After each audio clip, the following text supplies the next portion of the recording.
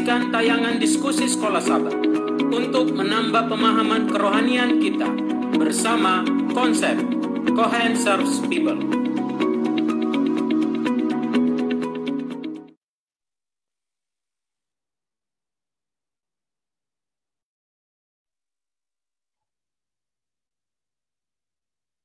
Baik, shalom bagi kita semua, sahabat-sahabat konsep, dimanapun kita berada, senang kita bisa berjumpa kembali pada saat ini, dimanapun kita berada, kita rindu pada saat ini akan belajar bersama, berdiskusi bersama tentang pelajaran sekolah sahabat kita, yang mana selama 1 pekan ini kita sudah masuk dalam pelajaran yang keempat, dengan sebuah judul penglihatan Tuhan, pandangan Alkitabiah. Pada saat ini kita akan berdiskusi bersama-sama, nanti kita akan mendengarkan sedikit kesimpulan ataupun gambaran sedikit yang akan dibawakan oleh Pendeta Muda Maro Sitorus. Oleh sebab itu, kita akan mulai bersama-sama dengan doa buka yang akan dipimpin oleh Pendeta Muda Jimmy Huta Barat. Marilah kita berdoa.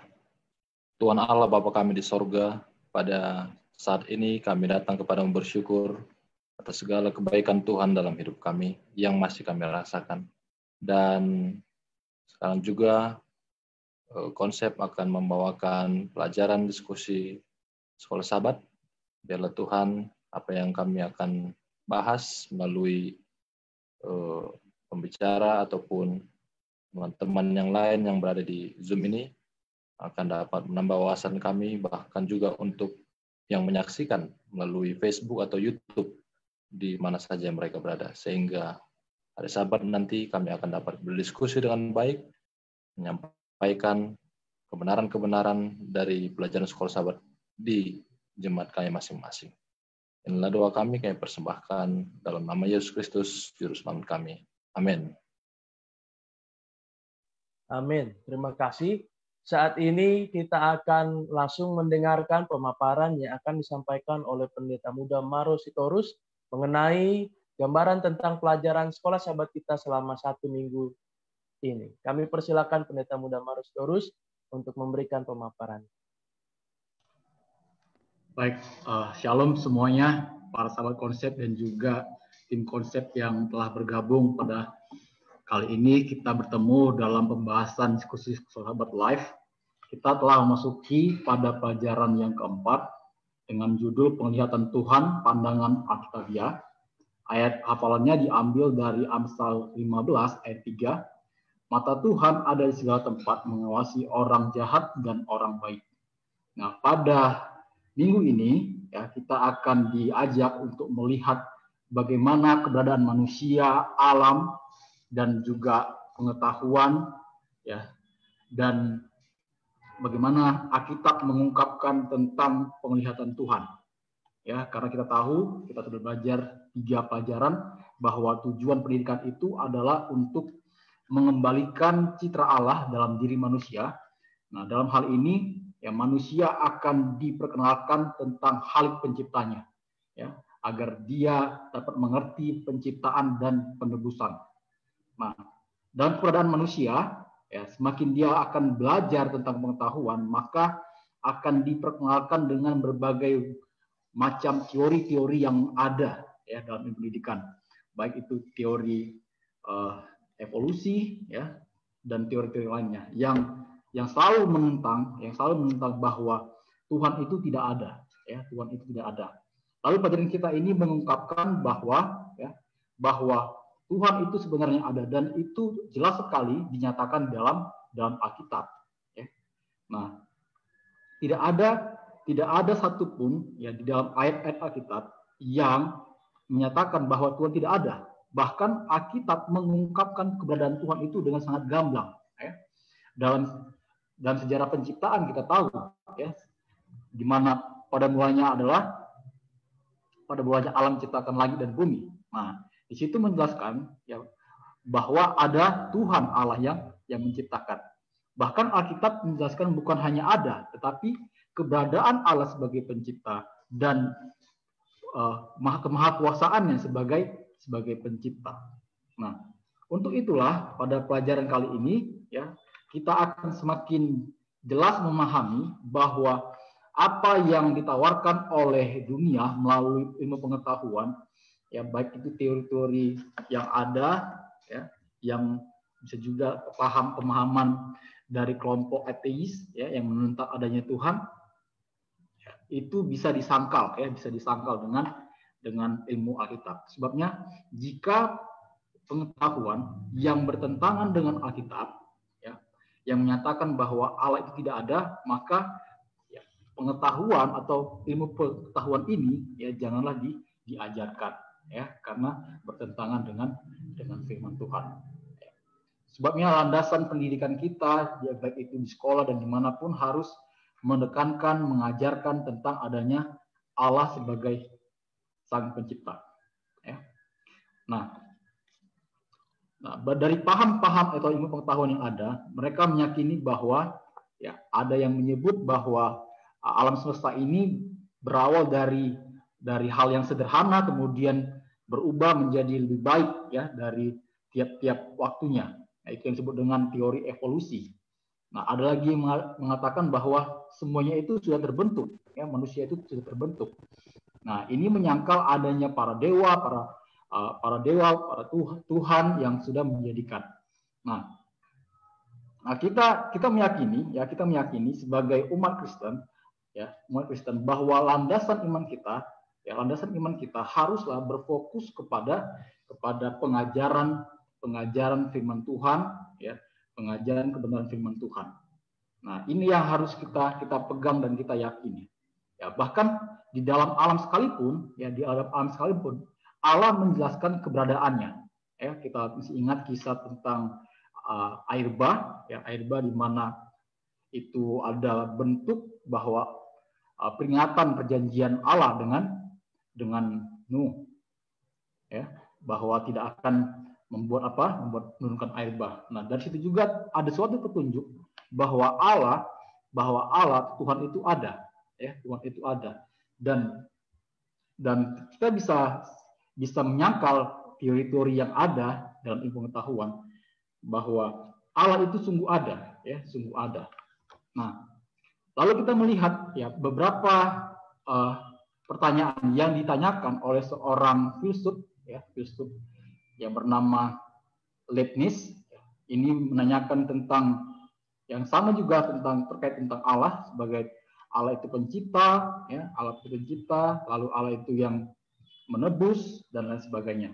Nah, lalu ya, di fasa pandangan Alkitab, situ judul pembahasannya, di mana kita melihat bagaimana ya Alkitab sangat jelas sekali ya, menjelaskan bahwa di dalam Alkitab juga ya ada pengajaran-pengajaran yang perlu kita pegang sebagai doktrin kebenaran yang menjadi dasar, ya, dasar iman kita, ya, dasar iman kita.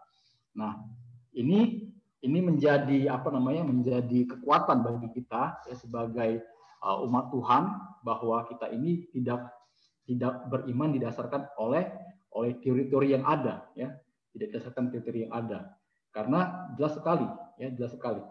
Nah, apa yang disebutkan dalam teori tentang ledakan atom, ya, alam penciptaan ledakan atom, itu semua bisa disangkal.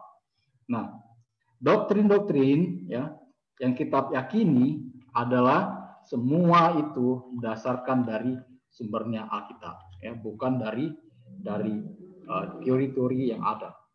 Nah, melalui penglihatan dalam Alkitab, ya, kita diajak untuk menyembah Allah sebagai pencipta, ya, menyembah Allah sebagai pencipta, karena Allah itu sudah ada, ya.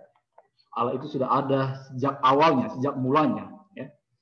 Alkitab menyebutkan dengan istilah Alfa dan Omega, ya. Bahkan ya, keselamatan itu sudah ada ditawarkan, ya, dalam penciptaan. Misalkan di mana Yesus yang turut aktif dalam penciptaan, dan Yesus juga yang berinkarnasi sebagai manusia. Dan kita diminta untuk menyembah Allah yang benar, ya, Allah yang benar yang dinyatakan di dalam Alkitab. Nah, Lalu di dalam menyembah Allah ini juga terkait tentang hukum yang sudah Allah tetapkan dalam firman Tuhan. Ya, kita tahu dalam 10 hukum itu diringkaskan yaitu mengasihi Allah dan juga mengasihi manusia. Ya, bahwa ketika kita mengasihi Allah, kita juga harus tuntut untuk mengasihi manusia. Ini adalah sedikit dari pelajaran kita yang minggu lalu. Nah, Allah juga memberikan kita hukum yang untuk kita pegang sebagai pengatur kita dalam dalam hidup kita sehari-hari. Ya, kebayang tidak kalau misalnya hidup ini tidak ada hukum, maka manusia akan melakukan segala sesuatunya dengan sesuka hatinya. Nah, inilah yang menjadi ringkasan pelajaran kita ya sepanjang minggu ini yang boleh saya sampaikan. Ya, saya kembalikan kepada moderator. Baik, terima kasih Pak Pendeta Marustorus atas kesimpulan yang telah disampaikan. Tentunya itu menjadi pengantar untuk kita boleh berdiskusi bersama. Banyak pertanyaan ataupun hal-hal yang perlu kita sikapi dari dunia pendidikan, khususnya tentang bagaimana pandangan dunia yang seringkali bertentangan dengan pandangan Tuhan melalui tulisan Alkitab. Oleh sebab itu, sekarang kami persilakan bila mana ada hal-hal yang ingin ditambahkan ataupun hal-hal yang perlu ditanyakan oleh para hamba-hamba Tuhan yang hadir dari Zoom meeting ini, kami berikan kesempatan. Baik, terima kasih kesempatan yang diberikan. Satu pertanyaan yang saya miliki adalah sesuai dengan pengalaman saya sejak TK sampai kuliah itu berada di lembaga pendidikan Kristen Advent, dan saya melihat bagaimana lembaga sekolah kita tetap harus tunduk kepada sistem yang sudah dibuat oleh pemerintah, sehingga di dalam hal itu termasuk kurikulum pelajaran-pelajaran sains yang jelas-jelas bertentangan dengan Alkitab. Ya, kebetulan ini narasumber kita Pendeta Maropapa juga sekarang berada di sekolah. Sehingga pertanyaan saya apa tindakan yang konkret yang boleh dibuat sekolah untuk dapat menyaring ini, sehingga jika ada pun kurikulum-kurikulum yang datang dari luar, dari pemerintah ya menyatakan teori evolusi dan lain sebagainya, apakah ada saringan yang dibuat oleh sekolah? Apalagi kadang-kadang tidak semua guru di lembaga itu orang Advent juga, sehingga apa yang ditanamkan secara perlahan-lahan dalam pemikiran para murid yang adalah anggota-anggota gereja kita tidak dapat menyaringnya. Ya, jadi apa tindakan sekolah untuk menyaring pelajaran-pelajaran sains yang tidak sesuai dengan Alkitab itu? Ya, yang paling sering memang adalah teori evolusi. Terima kasih.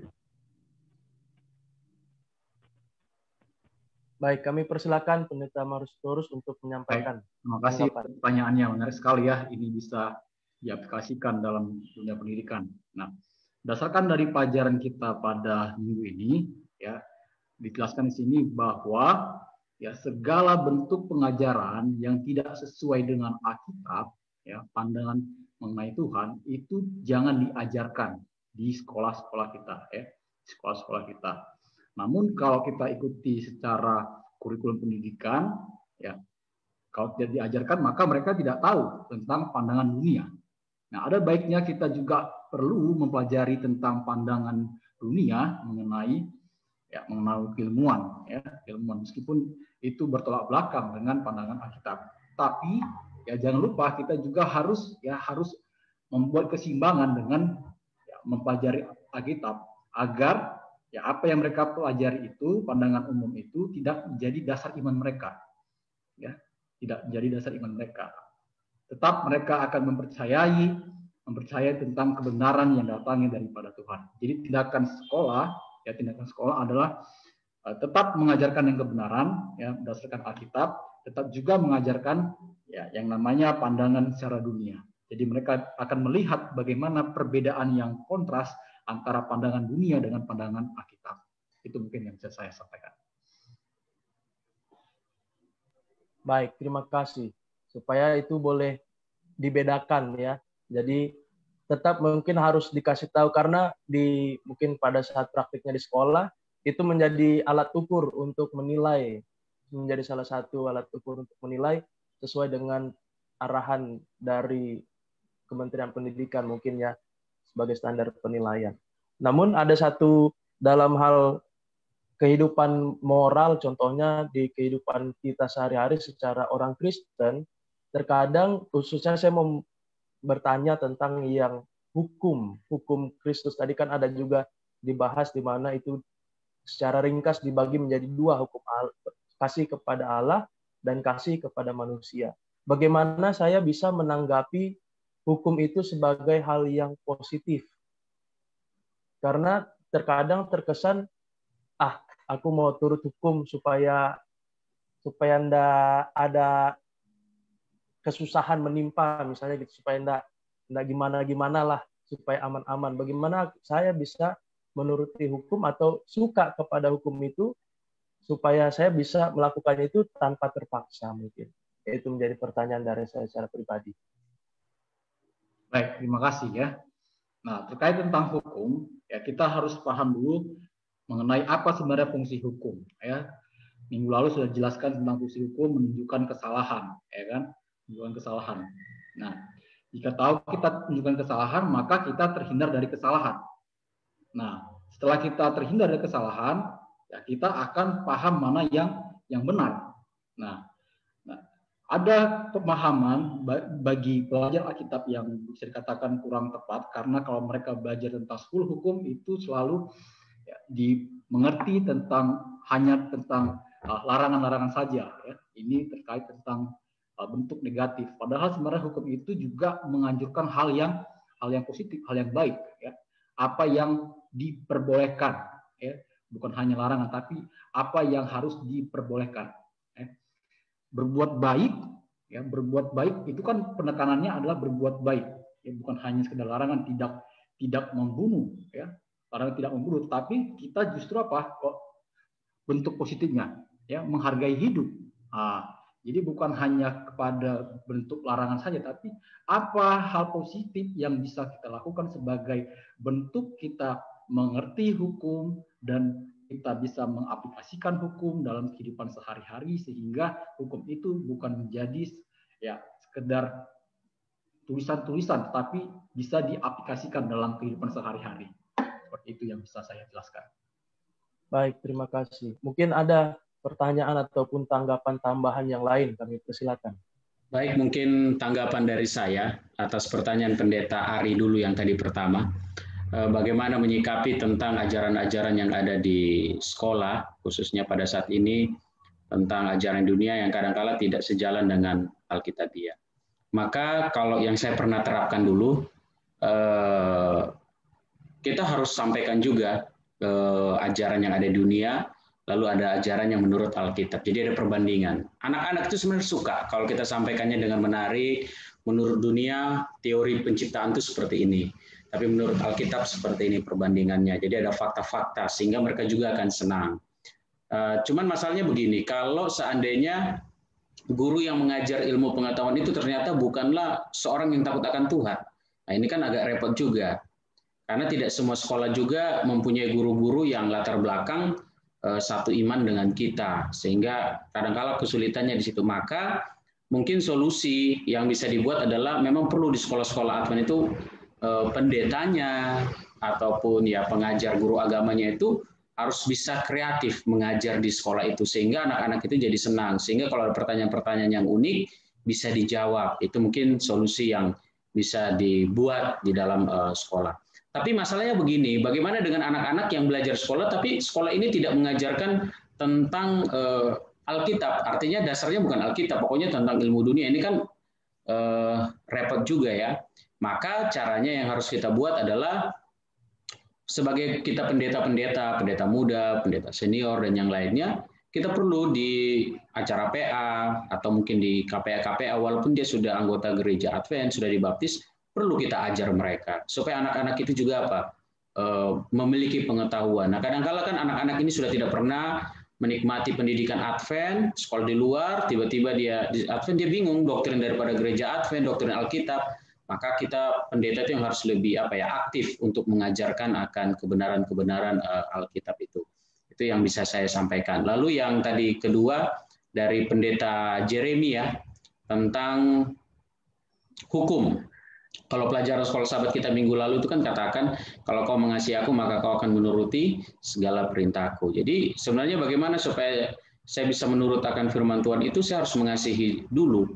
Contoh, di rumah itu mungkin orang tua dan anak, saya yakin yang sudah berkeluarga punya anak seperti pendeta Pardosi pasti ada aturan di dalam rumah tangganya. Ya, mungkin kalau dia anaknya mungkin keluar malam, contoh dengan teman-temannya, maka pulang harus jam berapa dulu nih.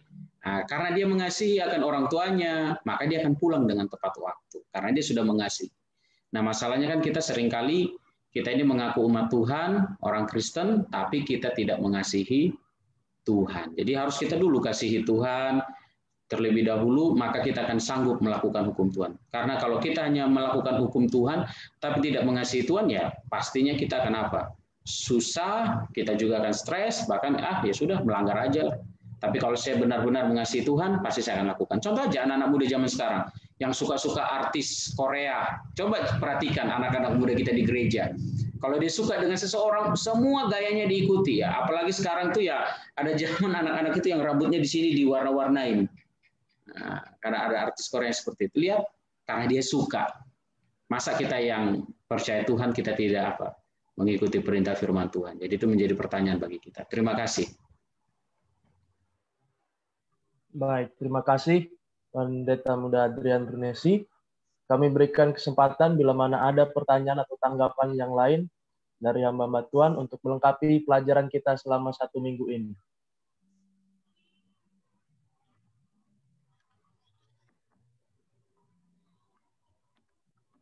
Baik, mungkin dari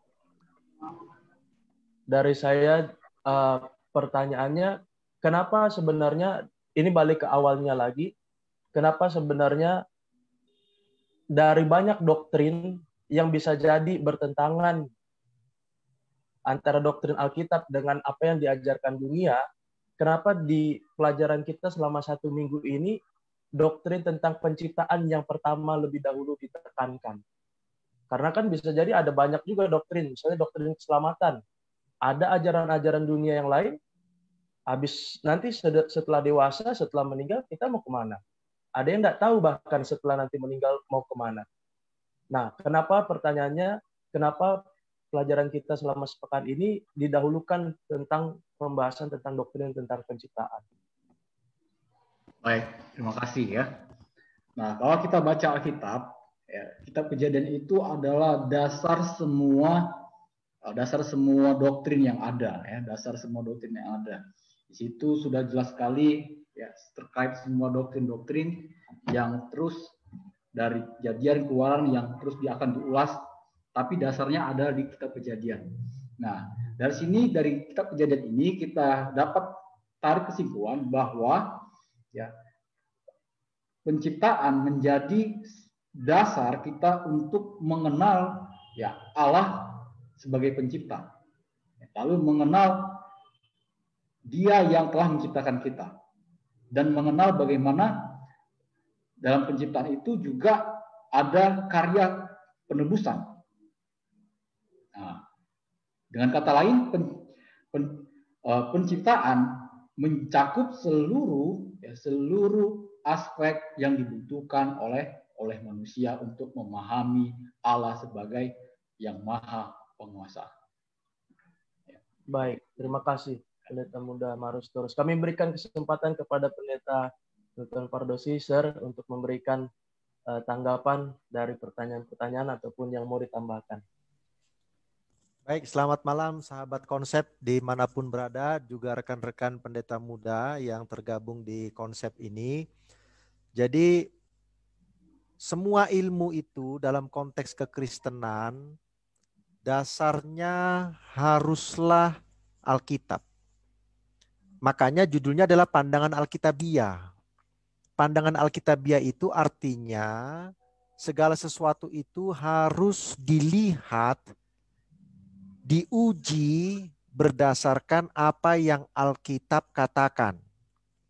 Semua ilmu, mau ilmu alam, mau ilmu biologi, fisika, kimia, dan lain sebagainya, maka itu dasarnya adalah Alkitab. Di dalam Alkitab itu ada penjelasan tentang siapa yang memulaikan segala sesuatu, bagaimana segala sesuatu yang ada di bumi ini ada dan menjadi ada, lalu berkembang hingga sekarang ini. Dan disitulah ada hukum-hukum yang ditetapkan oleh Tuhan Sang Pencipta itu yang berlaku bagi manusia yang seharusnya diikuti oleh semua manusia. Namun karena ada dosa, maka akhirnya manusia itu memilih hukumnya masing-masing. Bahkan membuat hukumnya sendiri-sendiri. Betul? Ya, yang seharusnya hukumnya itu hanya satu, yang dibuat oleh Tuhan ketika manusia itu diciptakan. Jadi, ketika ada ilmu pengetahuan, baik itu pengetahuan alam, sosial, atau apapun itu, maka itu harus dicek dasarnya adalah Alkitab, bukan yang lain. Ketika itu tidak sesuai dengan Alkitab, maka harus dijelaskan kepada peserta didik bahwa ini tidak sesuai dengan Alkitab. Ya, harus dijelaskan juga, enggak boleh juga kita katakan ini enggak sesuai Alkitab. Kalau ditanya sama muridnya, kenapa?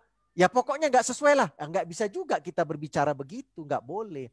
Harus ditunjukkan di mana yang tidak sesuai dengan Alkitab itu. Ya, jadi dasar Alkitabnya apa? Dicocokkan dengan ilmu pengetahuan yang diajarkan ini dan didapati tidak sesuai dengan apa? Yang diajarkan Alkitab. Nah, kalau begitu, setelah dikasih tahu bahwa itu tidak sesuai dengan standar Alkitab, maka tidak perlu lagi diajarkan, diperkembang, diulang-ulangi kepada peserta didik. Kan tidak ada gunanya orang tidak sesuai dengan Alkitab.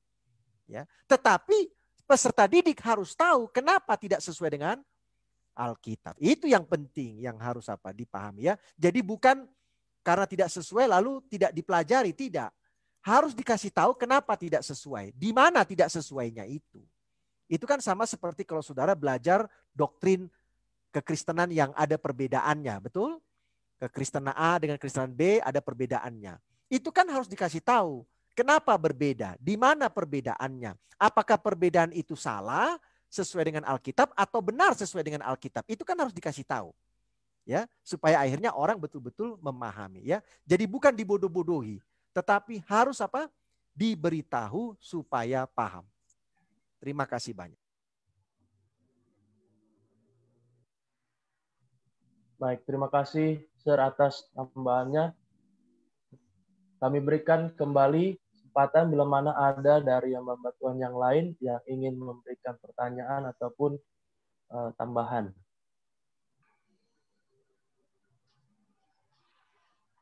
Dari pelajaran kita selama sepekan ini.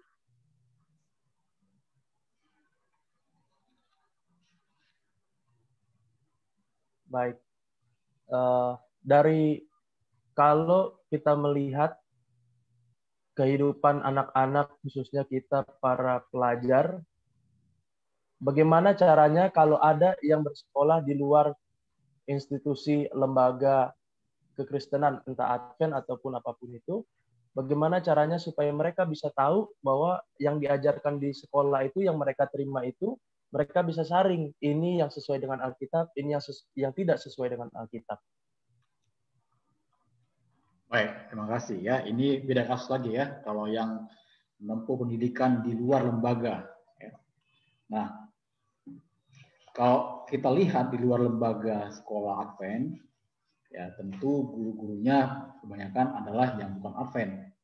Nah, jadi bagaimana menjaga peserta didik yang adalah Advent agar mereka tetap ya menjaga atau memiliki iman yang berlandaskan Alkitab. Nah, di gereja-gereja ya ada baiknya kita buat bentuk seminar atau pendalaman Alkitab ya untuk menguatkan anak-anak kita yang sekolah di luar lembaga pendidikan. Karena kalau kita buat di sekolah yang notabene bukan sekolah Advent, tentu ya dalam mengurus izin untuk menyampaikan akan lebih sulit. Ya, jadi ada baiknya di gereja lah menjadi apa? Menjadi pusat untuk menyampaikan, menjelaskan tentang mana yang sebenarnya ya sesuai dengan pemahaman iman Kristen.